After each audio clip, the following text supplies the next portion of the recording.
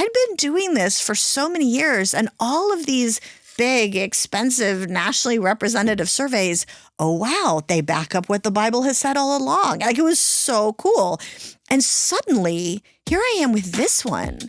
And I'm like, oh my goodness, does it matter if it works, if it goes against what the Bible says? Like, we can't do that. And then even more of an angst. Why does it work if it's anti-biblical? Like, it shouldn't work.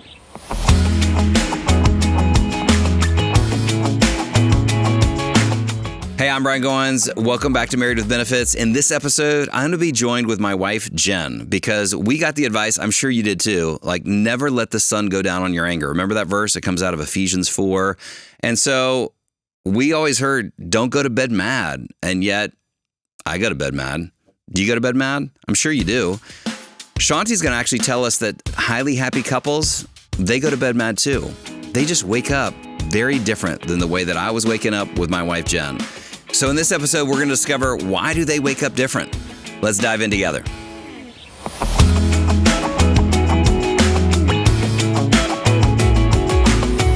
I have the great privilege of being flanked by two incredible women that I get to. I feel like this is, all of a sudden I feel smarter now just because I'm surrounded by you guys. And so not only do we have Shaunti Feldhahn, but I get my lovely wife. So Jen, thanks so much for coming. You're welcome. And being out here. Just hold my hand for just a second. Yes. Oh, you guys are so cute. Everybody on YouTube is like, She looks dynamite today. She looks so. We didn't even coordinate this. I know, but we match. We match. And these chairs totally do. Yeah, we look good in here. So Jen often joins me on Weekend to Remember. Obviously joins me on Weekend to Remember, and we've been a part of the speaking team now here at FamilyLife for since 2007.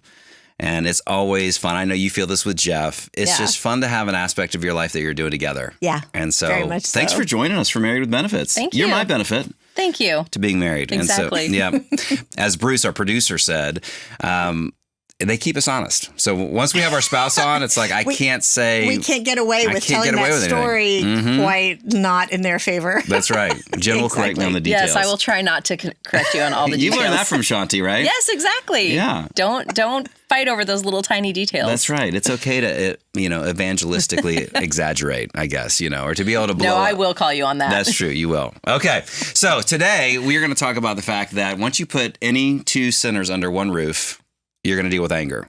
You're going to get frustrated. You're going to have problems, have irritation. So, Jen, we've been married now 27 years. It'll be 28 this year. Mm-hmm. Yeah. So, in a few words, how would you describe how we deal with anger? Like, what's our MO for dealing with anger? I think that we both have a tendency to stuff a little bit, that I know what we aren't. We are not yellers. We don't have a lot of physical anger, right? But we tend to stuff. Mm-hmm. I tend to bring up sarcasm, eye rolls, things like that. Yeah, but little sighs. Yes, that always works really well. Yeah, exactly. Yeah. Those are some of the unhealthy ways we deal with it. Thanks for coming, Shaunti, to counsel us on how we deal with that. This might turn into a counseling session. Hopefully, I've been friends with you guys long enough that I can joke about that. Yeah. So I know Jeff's not here, but how would you guys say? What are the words you'd put to? This is what anger looks like in the Feldhahn home. So this is definitely a Jeff will withdraw, right? Like it's usually that, and we're not yellers either. Because that's like a scary kind of thing to both of us, I think. But definitely the withdraw. And for me, the anger comes out leaking out of my eyes. Leaking out of your eyes? Yes. I cry when I'm angry. See, that's not fair. Yeah. And I know it's probably not. It's not for guys. We don't all of a sudden we don't know what to do. Right. So, yeah. So you're angry, but you start crying. Because I'm hurt and I'm angry. And it reminds me of what Bruce, our producer, said about his wife. She's like, I don't get angry. I get hurt, sad, disappointed. I don't get angry. I'm like, I kind of feel the same way, actually. Yeah. Okay. Yeah. So you get that. So today we want to talk about how do we deal with our anger. And we want to blow up some conventional wisdom, which I always appreciate with Shaunti being here. Is she does blow it up sometimes. She can blow it up, and she can actually back it up with data and research. And it's kind of that great advantage that we have of having a Harvard-trained researcher right here on this podcast. Have you guys ever heard or were introduced in premarital counseling the idea, don't go to bed mad? Yes, obviously. I mean, there's scripture to back it up. Yeah. Right. And so you don't want to go to bed angry. And I mean, I think generally it seems like a pretty good principle. Yeah. So we'll talk about that. It is a pretty good principle. Yeah, and it does. You brought up that verse, Ephesians 4:26. Be angry and do not sin. I like the fact that Paul says be angry. Anger is reality. I've often said anger is like that check engine light in my heart where I know something's off in my relationship and I need to resolve it. But I tend to not resolve it. I end up sinning. And then it has that great advice. Don't let the sun go down on your anger. So since we're looking at all these pros, that's what this whole season is about, the pros, the people that are doing marriage right. They are highly happy. They are enjoying life with each other. And we're like, that's who I want to be like. I'm guessing that in your research, there's a ton of people that applied this principle, right? That did this principle. Hate to tell you this, that this is definitely one of those areas that what they said to do, because, everybody who's happy married gives advice all the time, right? Like, when they said, these are some of our secrets, what they said to do was often not what they actually did. Really? Yes. And we were looking at what the highly happy couples actually did. We wanted, because you don't always know what the advice is, right? Yeah. And so it was actually pretty hilarious because we would be sitting down, Jeff and I would be sitting down across from one of these highly happy couples. Tell us your advice. We wanted to get that out of the way. And they would often say, it's really important to not go to bed mad.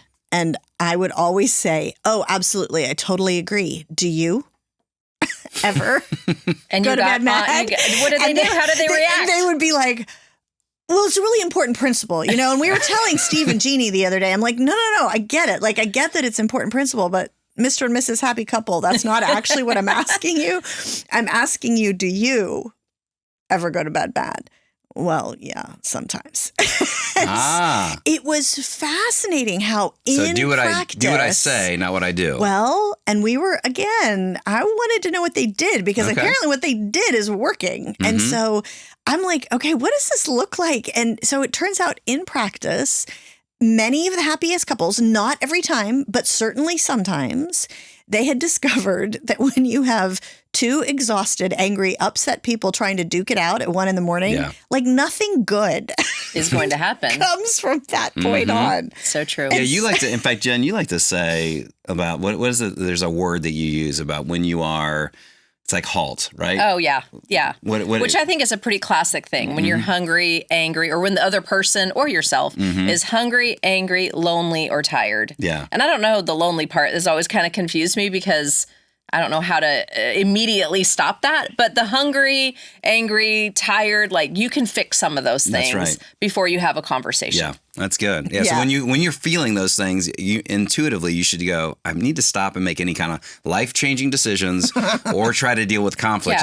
Grab something to eat, take a nap, get some rest, and then you'll be able to deal with those things. The and anger if it's a little 1 bit better. in the morning, the tired is usually big for both That's of huge. you. Yes. Yeah, absolutely. And I know I'm realizing this, even as she's talking about interviewing these highly happy couples, they never came talk to us. So I feel like this is us. This is our season to find out what the pros do, because obviously we're not pros. So I think we actually did talk to you. No, you did not. I think we might have.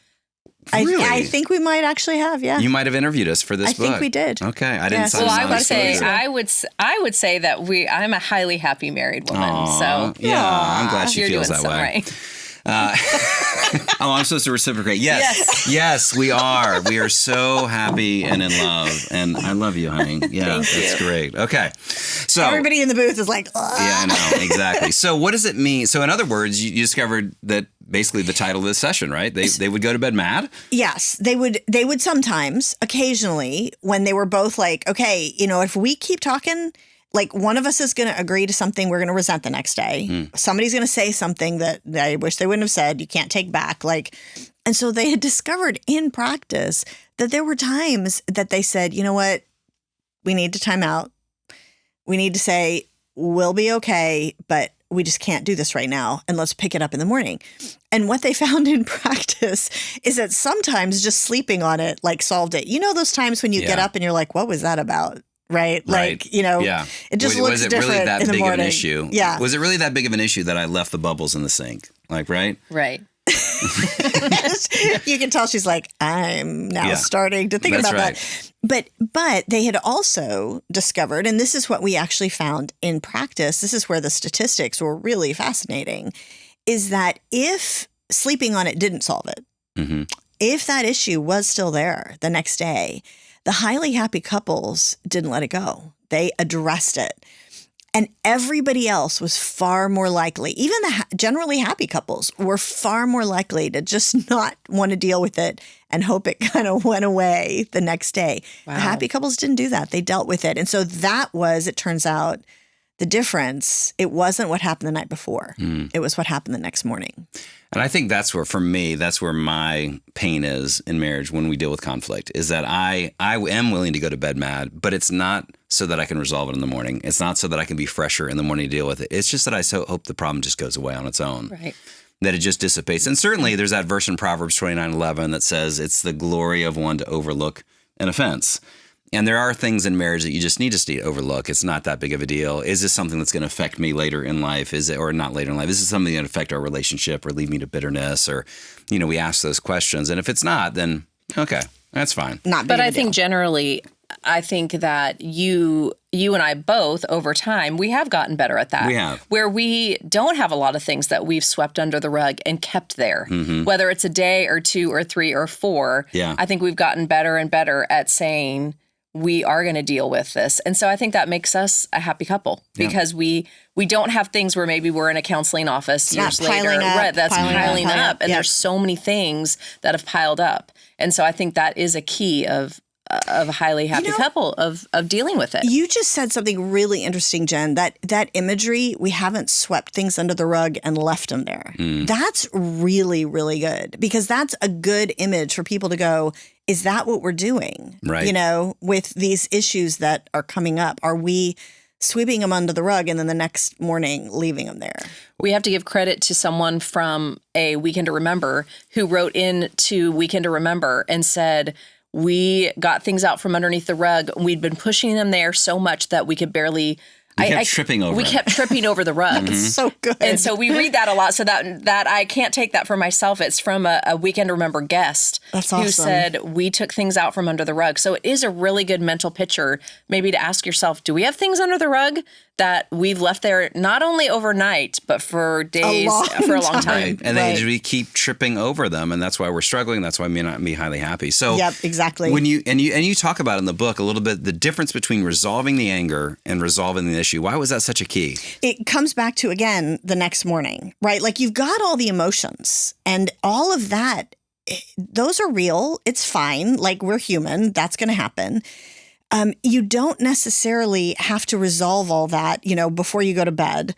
But the next morning, what you're trying to do is actually deal with that issue. You're actually trying to say, okay, I could have hurt feelings and those are maybe even still there, right? But I can actually work on this despite these hurt feelings and actually tackle the issue without sort of making it an attack. I mean, all the normal things that we talk about in a relationship. Let me break in here just a minute. One of the best things that Jen and I do as a couple is that we try to get away at least once a year, just as a couple, just to work intentionally on our marriage. Like we say, great marriages don't just happen, that it takes some intentionality to experience oneness. And in a culture where we're moving so fast, where we miss each other all the time, the Weekend to Remember is a 3-day event where you get to pull the emergency brake up on life and have the conversations that you most need to have, but probably aren't having. And so if you like this, if you like Married with Benefits, let me just say, you're going to love Weekend to Remember. It's a great opportunity just to get back on the same page with each other. All right, let's get back into the conversation. What's the benefit really of going to bed mad? Well, the benefit is, remember that whole thing that the happy couples told us of, someone is actually going to start agreeing to something that they're going to resent the next day. Like you're setting up other problems if you keep trying to force this. And so give yourself, probably there's 2 things, give yourself some emotional space and give yourself some mental space. The emotional space is this, like, you are just upset, right? You need to be able to sort of de-escalate. One of, our main executive producer, Jim Mitchell, was saying earlier that, this whole step of going to bed, even if you're mad, that is a type of de-escalation, right? It's crucial. And it's a willingness to say, I'm not going to let my emotions take over here. There is a psychological term called flooding, that our emotions actually flood our brain, right? Yep. And absolutely. so, and it the takes, whole limbic system in our and brain. and it can take up to 40 minutes. I learned this from Art of Marriage, our new series where we talk about conflict. And one of our teachers on that series talked about how it can take up to 40 or 50 minutes for some of that flooding to dissipate from your brain, just so that you can get into a better, what you're saying, an emotional state or a mental state. Yeah. And the mental state piece is more recognizing that for some people, and this is stereotypically, it is more common to be men. I actually quantified it and I can't remember the number right now, but it was something like 75 or 80% of men need internal processing time. Like they can't think straight enough to actually articulate. And so they instinctively want to withdraw, not in a bad way, but in a way that's actually good for their brain to be able to process, what am I even thinking? Like, how do I even explain why I'm upset or whatever? And there's plenty of women for whom that's the case too. But that mental thing is for whoever is the internal processor, for whoever needs a little more time, we need to honor that. Like, we can't force the other person to have the same kind of processing as we do. See, honey, it's brain science. That's why I'm like a turtle, Yes. right? Right. As I withdraw. Well, My problem is I like to stay withdrawn, right? I mean, you know that better than most. Yes. And I remember, I can remember a time, and have seen this played out in our life, where there's a time where times we've gone to bed angry, but then we've worked on it the next morning. And I can remember the time. Do you remember the time that we were trying to figure out what we were going to do at a job? Yeah. So we were interviewing at a job. In fact, down in Atlanta, No kidding. Yeah, we lived in Charlotte at the Could time. have lived near you. could have. Yes, we could have been neighbors and Absolutely. besties. I would have been over at your house all the time, Jen. Yes, I would have loved that. So we were looking at a job in Atlanta, and we had gone through the interview process. I had been brought in on a little bit of that. Our kids were with us, and we just had two totally different perspectives on this job opportunity. And he was I was right. Well, we'll find out that in a minute. But he had one idea, I had another, and they were opposing. And so by the end of this weekend, we were tired from the weekend and emotionally tired and drained. Those are so draining, Exactly. those kinds of weekends. Yes, we had kids with us. We were trying to figure out our life plans. Our kids were young.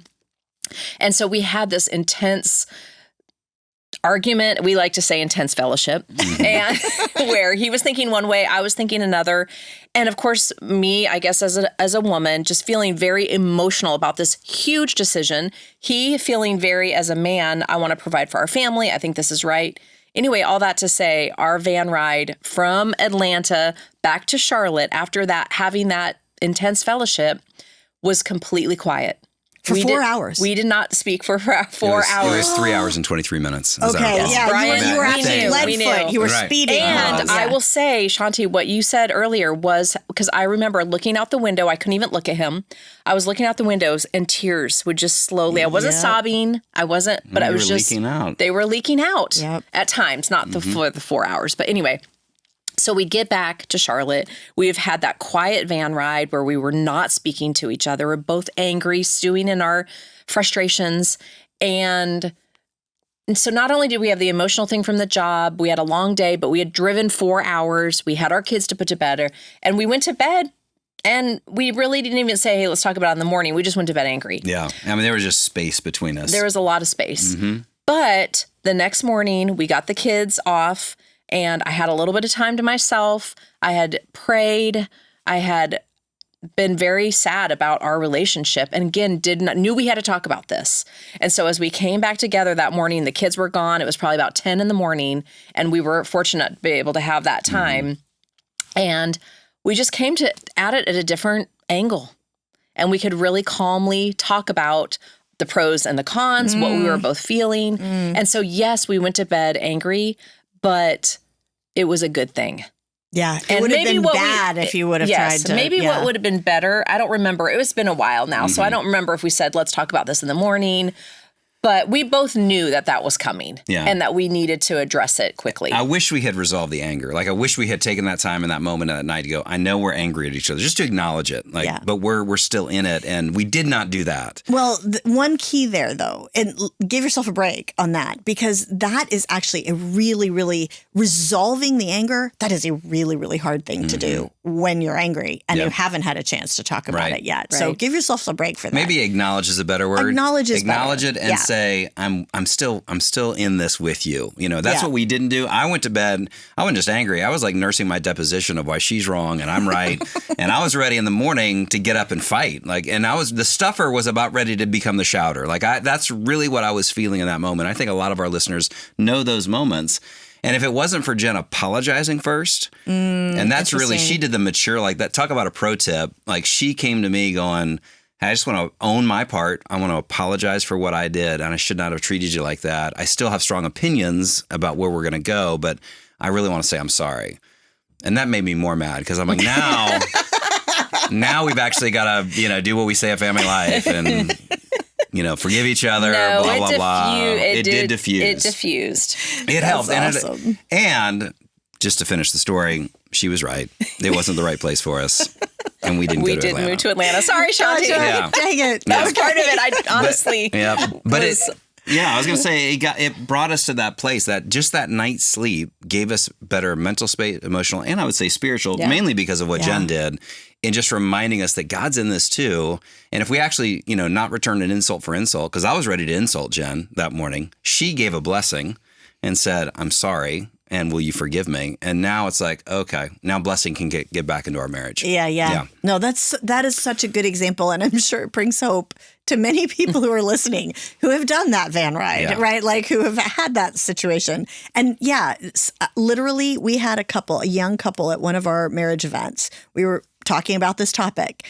And the next morning, that was a Friday night. And the next morning for the last couple hours on Saturday, they came up to us at the beginning. They're like, you have no idea how much that has set us free, because we had felt so wrong about, everybody knows the Bible says, don't let the sun go down in your anger. Don't go to bed mad. That we had literally felt that we had canceled God's blessing on our marriage for each of those times. Like we tried, but for each of those times that we went to bed mad, it's like freedom that maybe it doesn't say quite what we thought it said. So let's talk about the verse, because that's really, is it just going, okay, that's nice as the Bible says that. And what I've appreciated about your research is that basically all the data always ends up backing up scripture. Yeah. So as a researcher, you're doing all this research and you're like, but wait, and I'd be curious for you, like, when you looked at that verse, how did that apply to your marriage? I would imagine like Jeff's a lawyer. Wouldn't he want to stay up and fight? Wouldn't he want to I'm just going to resolve this thing? No, Jeff is the opposite. Is he? He is totally the opposite. He is definitely like, it's 10 o'clock. I am past my bedtime. I am the stay up late. He is the early to bed kind of guy. And he's like, my brain stops working. Mm-hmm. And so I'd be like, but we need God's blessing on our marriage. Like, we can't go to bed. And he says now, like, you would wear me out. Like, I just couldn't. And then he would take the lawyer hat on. He'd put the lawyer hat on and he'd go, look, we did not start arguing until the sun was already down. So I have 24 hours. That's when you're really parsing the verse. That's when you're really getting into it and going, no, let's understand. The sun goes down at 6. And so if we started this at 7, we got another 24 hours. I wonder if you have two people who do like to stay up late. They can still stay up late and figure it out. Everybody's different. Right. Yeah. That's the issue. And It's just most people are married to someone who's opposite. yes. So someone's going to want to stay up Good late. point. Someone might want to go to bed Good early. point. You have to really honor the other person. Yes. And if they're using scripture as a bludgeon to go, That's a problem you need too. to be like me, and because God's saying we need to stay up and fight. For you, since that was you. What does the verse mean? Yeah, Tell what does the us, verse mean? Yes. Shaunti. Well, listen, I'm sure theologians have like different ways of parsing it, but I will tell you for me that at the beginning of this, there was a lot of angst, I think is probably the right word. Because like you said, Brian, I'd been doing this for so many years, and all of these big, expensive, nationally representative surveys, oh, wow, they back up what the Bible has said all along. Like, it was so cool. And suddenly, here I am with this one. And I'm like, oh my goodness. Like, does it matter if it works, if it goes against what the Bible says? Like, we can't do that. And then even more of an angst. Why does it work if it's anti-biblical? Like, it shouldn't work. And I was actually sharing this angst with a pastor we were talking to at one point. And he was also a licensed therapist, this pastor.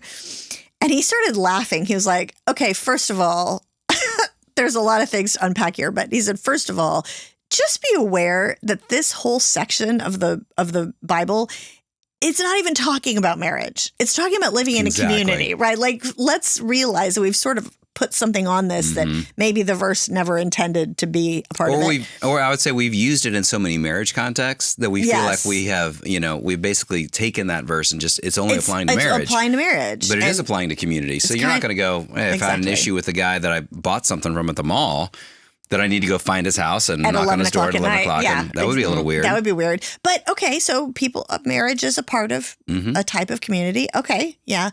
And so I was still angst-ridden, and he took me he had a big Bible in his office, and he said, go look up this verse. And so I'm like, okay. And he said, when you see 426 there, like, do you see the little caret? Where there's a little caret. If you go look, you can look on your Bible app, or you can look in a Bible right now, and you'll see that there's a little caret. And it shows that Paul was quoting a verse from the Old Testament. The whole verse of Ephesians 4:26 is, in your anger, do not sin. Don't let the sun go down in your anger. Okay. Right. So we always quote the second part. For some reason, we're not really looking at the first part. So what was Paul quoting? This verse would have been very familiar to his listeners. And he was quoting Psalm 4:4. So this pastor goes, go look up Psalm 4:4. So I looked up Psalm 4:4, and it says, in your anger, do not sin. Think about it overnight and remain silent. Wow. and it's like, whoa. How did we get that translation all off? Weird? It's not even, I think the issue is we've so put that into a marriage context, and we so focus on the second half that we miss that the whole point was really about the first. In your anger, don't sin. And so the pastor is like, look, if you need to think about it overnight and remain silent so you don't say something you'll regret and sin in your anger, do that. If you need to duke it out at 1 a.m. to not sin in your anger, do that. Like, that's the bigger picture. And that's sort of the way that we should be biblically processing everything anyway. And I like one of the translations. It says, ponder in your own hearts on your beds and be silent. Now, ponder shouldn't be stew, which is what I tend to do. And if you read the rest of that passage in Ephesians 4, where it's talking about don't give the devil any opportunity, then it talks about being kind to one another, harmonious. And so it's like, that's actually what I should be stewing on in my bed, is how do I start moving towards oneness? How do I start owning my part? How do I start going, what am I going to do to actually move back towards my wife or whoever I have an issue with, right? I mean, this doesn't just apply to marriage. It can apply to everything else. And you think about all the other verses, it's amazing how we take one verse and we make this massive, practical theology out of. But Proverbs 29:11, I love that verse where it says, a fool gives full vent to his anger, but a wise man keeps himself under control. And sometimes in the moment that you're angry is the worst time to actually talk about it, because I'm going to get full vent. And you're going to do damage. And you're going to do damage, right? You are. And that is actually one thing that we did see that was relatively common amongst the not highly happy couples, or the so-so and struggling couples, is that was actually a pattern, and that it would be healthier to think about it overnight and pick it up in the morning. And now I will say one caveat to that, and this is something that, like, every guy who's listening to this, I want you to take note of this, which is that statistically, most of the time, the woman, the wife, one of the reasons she wants to resolve it is because there's this sense of anxiety, and there's this sense of, are we okay? Like, I that's me, right? Yeah. Like, How would you say you felt that with me? Like, when I withdraw or when I'm not dealing with it, do you feel insecurity? I wouldn't say. I feel like our relationship now is strong enough that I don't feel insecurity, but I don't want the disharmony. You don't want it to be lasting. I don't want it to be lasting. And it is hard to go to bed with that there, because the common thing that we heard over and over is the husband rolls over and goes to sleep. The wife is staring at the ceiling for the next 2 hours. That is true. Yeah. What? That you start snoring immediately, and that makes me even more angry because I have to think about it, and you can go to sleep. What does that say? It's a spiritual gift. Yeah, snoring. absolutely. I can just tune it off. I can compartmentalize and go to sleep. And every wife is so jealous of the whole ability to compartmentalize thing. But what this means is that when you talk about a wise man keeps himself under control, one of the opportunities here for an actual husband in this situation is to say, before we actually go to sleep, to say the words, I'm angry. We have to pick this up in the morning, but I want you to know we're okay. I love you. We'll pick it up in the morning. And part of keeping yourself under control is being willing to say that. Yeah. And instead of withholding it. And I think that's one of those little steps that we talked about. It's the little steps that are going to make a big difference, but it's the little steps going in the right direction. It's going in the same direction. And so I think that's one of the great ones. And it reminds me a lot of what we're doing in Art of Marriage. You know, we've talked about this series that Family Life just launched. We're excited about it. It has 6 sessions. And I wanted us just to listen and watch a clip real quick, because I think it gives some real practical little steps of what you can do in that moment when you're mad. We're not denying the fact that you're mad, of what it's going to take to actually move back towards each other. So let's watch this. With every conflict in marriage, Darren and I always have a choice to make. Are we going to react to each other with the dysfunctional patterns we saw growing up, or the way we often see conflict handled in our culture? Those things don't work. Or do we do what Paul says in Ephesians 4:26 and 27? It says, be angry, but sin not, and give no opportunity to the devil. Whenever I let my anger cause me to blow up or just avoid Darren, I never move towards oneness, never. But when I let the Spirit guide me, it's usually against my instincts, but it helps move me back towards Darren. So we needed a new pattern for when our anger was driving us to unhealthy places. So we try to do these 3 things. First, we call a timeout. We remind ourselves our spouse is not our enemy. And the second is we need to own our own part, focus on the person inside the circle. And the third, to intentionally start to build the bridge back to oneness. That was Vivian Mabuni. She's one of our teachers on Art of Marriage. She does a great job. But how did you guys, when you're hearing that, as far as in the moment, is that 3 good principles? I think so. And I also really like the idea of kind of what the world or our instincts want to do is usually not the right way. We want to go our own way. And so I think to really take the time to focus on that and to switch our minds. We've got to have a new way of thinking if we're going to move towards oneness. Yes. And I want to go back to one thing that you said, Brian, that I would think that if a man or a woman, but I'll speak as a woman, if my husband would say to me, hey, I'm angry right now, and maybe even might not have the tone right or whatever, but would say, I'm really angry right now, but we're going to get through this and I love you. I mean, that would just soften me. Even through gritted teeth. Even through gritted teeth. Absolutely. I love you. I know. And even if you were mad about it, that as a woman, I would think we might be okay. I think it was something like in our survey of women, I think it was something like 95% of women said that would help solve it. Yeah, I'm not a mathematician, but 95 that's pretty is good. pretty big number. I would have taken that on an algebra test. Yeah. Yes, 95%. Exactly. That's awesome. It's interesting. I was taking notes on what she said, and one of the things that I thought was so good about the practicality of that, when she said, okay, call a timeout and say your spouse is not your enemy, which is, de-escalation is so important in those situations, right? And own your own part, okay? And part of that could be as well, I'm angry. We are going to need to deal with this, but let's do that in the morning. I'm going to own that in the morning. But then the issue, I love, she said, build that bridge back to oneness, because you can do all the de-escalating in the world. You can say all the right things the night before, all of that. But if then in the morning you just kind of let it go and hope it goes away and you're not willing to deal with it, you're on one side of an unbuilt bridge, right? Yeah. Like there's a gulf there. And so to be willing to say, no, we need to actually come back together. And we need to be able to talk about it if it's still there, if that issue is still there. Yeah. What an incredible secret. I mean, it really is. And when you look at the pros and say, what is it that keeps them together? It's not because they have a lack of conflict. Right. It's because they know how to deal with conflict, and they've put these fundamentals into place. Like we talked about, it's like that might feel like, for me, dribbling with my left hand, it didn't come natural, and it hasn't come natural in our relationship. My natural for me was exactly what Vivian said. I learned it from my parents. They were both stuffers. I never saw them resolve a conflict. Very rarely. And I think they've had to grow out of their own past, right? Which was a lot worse than my past. So I'm not blaming them at all. It's just that I didn't learn those skills. And so now to have to apply these skills, they don't feel natural, but the more we do them, they become natural. Yeah. That's why there is no natural golfer. There is no natural golf swing. It's because they've practiced it time and time and time and time again. And so that was great. Those little steps that we can take, call a timeout, de-escalate.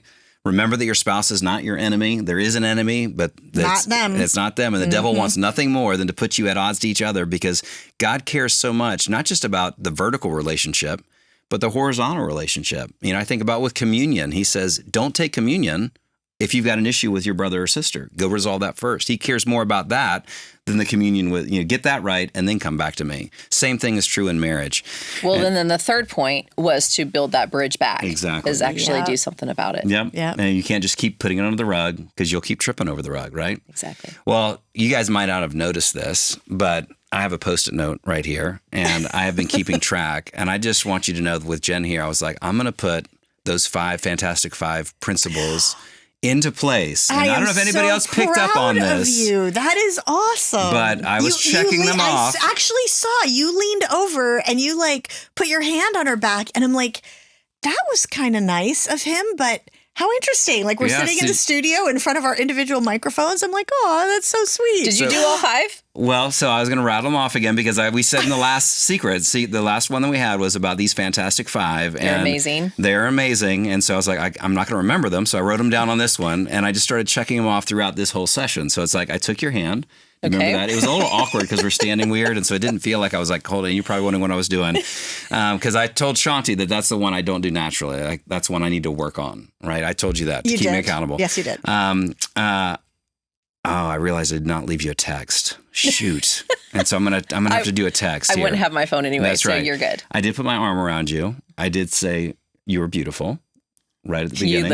You did. And I don't know if you guys noticed this, but I was really I had a funky moment for about a minute during this. When you were in a bad mood. I was in a bad mood. You pulled yourself I was feeling out bad of about the podcast, the direction it was going. I didn't like some of the things that were said, the reminders of the van story. And I was in this funk.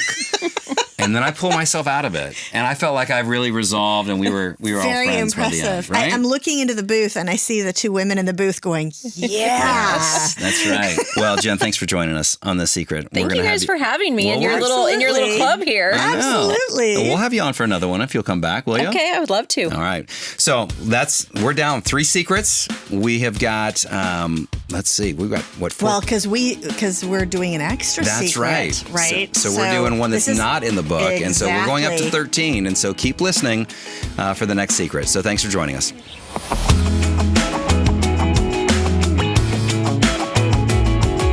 Thanks for joining us for this episode. If you enjoy this podcast, please hit like or subscribe. And please leave a review or a comment. It just helps get the word out to more couples so that they could find hope for their own marriage.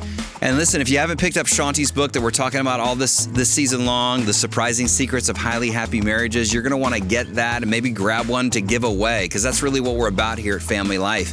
We want to help you experience oneness so that you could impact your corner of the world. And listen, we've got a lot more help and hope for your marriage and family at FamilyLife.com. You can find other articles, you can find podcasts, you can find shows, small group resources.